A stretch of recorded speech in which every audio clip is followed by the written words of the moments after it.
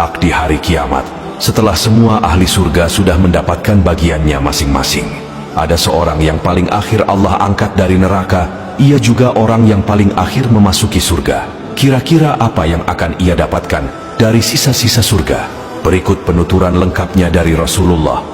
Dalam hadis sahih riwayat Imam Al-Bukhari dikisahkan bahwa orang-orang bertanya kepada Nabi Muhammad, "Wahai Rasulullah, apakah kita akan melihat Allah pada hari kiamat nanti?"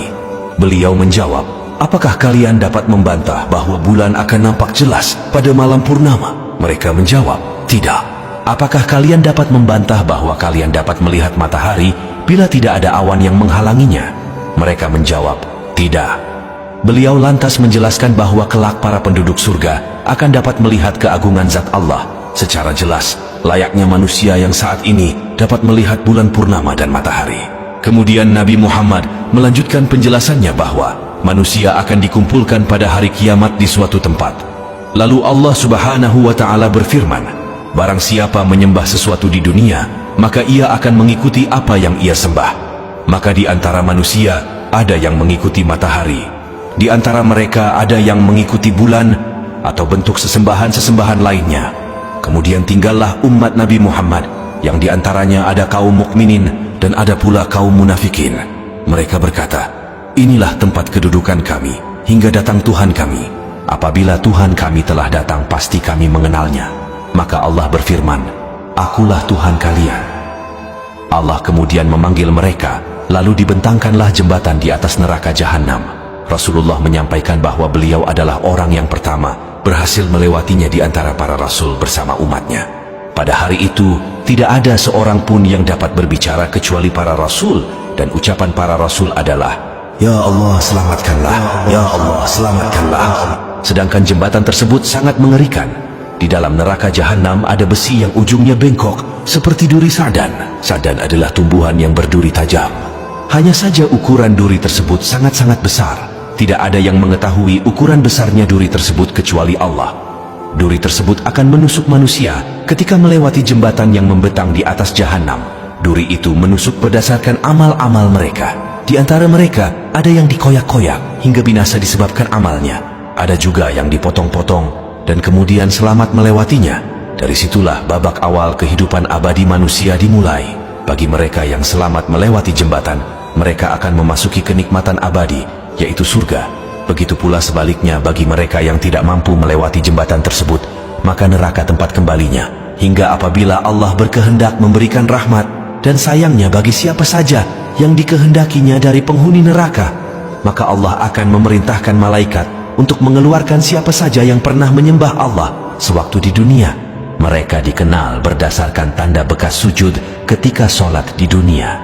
Dan Allah telah mengharamkan kepada neraka untuk membakar anggota tubuh yang pernah dijadikan sujud kepada Allah sewaktu di dunia. Lalu keluarlah mereka dari neraka, maka mereka keluar dalam keadaan sudah hangus terbakar. Lalu mereka disiram dengan air kehidupan, kemudian jadilah mereka tumbuh seperti tumbuhnya benih di tepian aliran sungai. Setelah hampir semua manusia yang pernah sujud sewaktu di dunia, Allah angkat dari neraka dan dimasukkan ke surga. Maka tinggal hanya seorang yang berada antara surga dan neraka. Dia adalah orang terakhir yang memasuki surga setelah melewati siksa neraka. Dia sedang menghadapkan wajahnya ke neraka seraya berkata, "Ya Tuhanku, palingkanlah wajahku dari neraka. Sungguh anginnya neraka telah meracuni aku dan baranya telah memanggang aku." Lalu Allah bertanya, "Seandainya dikabulkan permohonannya, apakah ia tidak akan meminta yang lain lagi?" Orang itu menjawab, "Tidak." Maka Allah membuat perjanjian dengan orang tersebut sesuai dengan apa yang diucapkannya. Kemudian Allah memalingkan wajah orang tersebut dari neraka. Maka ketika wajahnya dihadapkan kepada surga, dia melihat taman-taman dan keindahan surga, lalu terdiam dan tertegun. Orang tersebut seolah telah lupa dengan perjanjian sebelumnya. Ia kembali memohon kepada Allah, "Ya Tuhanku, dekatkan aku ke pintu surga." Allah Azza wa Jalla berfirman, "Bukankah kamu telah berjanji dan mengikat perjanjian untuk tidak meminta sesuatu setelah permintaan kamu sebelumnya?" Orang itu menjawab, "Ya Rabbi, aku tidak mau menjadi makhlukmu yang paling celaka." Allah kembali bertanya, "Apakah jika telah diberikan permintaanmu sekarang ini, nantinya kamu tidak akan meminta yang lain lagi?" Orang itu menjawab, "Tidak, demi kemuliaan-Mu, aku tidak akan meminta yang lain setelah ini. Maka Allah kembali membuat perjanjian dengannya. Lalu orang tersebut didekatkan ke pintu surga. Maka manakala orang itu sudah sampai di pintu surga, dia melihat keindahan surga dan taman-taman yang hijau serta kegembiraan yang terdapat di dalamnya. Orang itu terdiam dan tertegun. Kemudian orang itu berkata, "Ya Allah, masukkanlah aku ke surga." Allah berfirman, "Celakalah kamu dari sikap kamu yang tidak menepati janji. Bukankah kamu telah berjanji dan mengikat perjanjian untuk tidak meminta sesuatu setelah kamu diberikan apa yang kamu pinta?" Orang itu berkata, "Ya Allah, janganlah Engkau menjadikan aku ciptaan-Mu yang paling celaka." Dalam kelanjutan hadis sahih tersebut, Nabi Muhammad menjelaskan bahwa Allah tertawa atas sikap orang itu.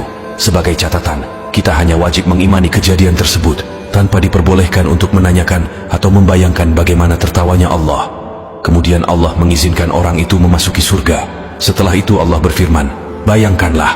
Lalu orang itu membayangkan tentang kenikmatan surga yang akan ia peroleh. Hingga setelah selesai apa yang ia bayangkan, Allah berfirman kepadanya, "Ini semua untukmu dan dilipat gandakan 10 macam yang serupa dengannya." Dalam hadis lain, Imam Muslim meriwayatkan bahwa orang yang kedudukan surganya paling rendah akan diberikan kekayaan layaknya kekayaan para raja di dunia. Kemudian ditambahkan 5 kali yang serupa dan dilipat gandakan kembali 10 kali lipat.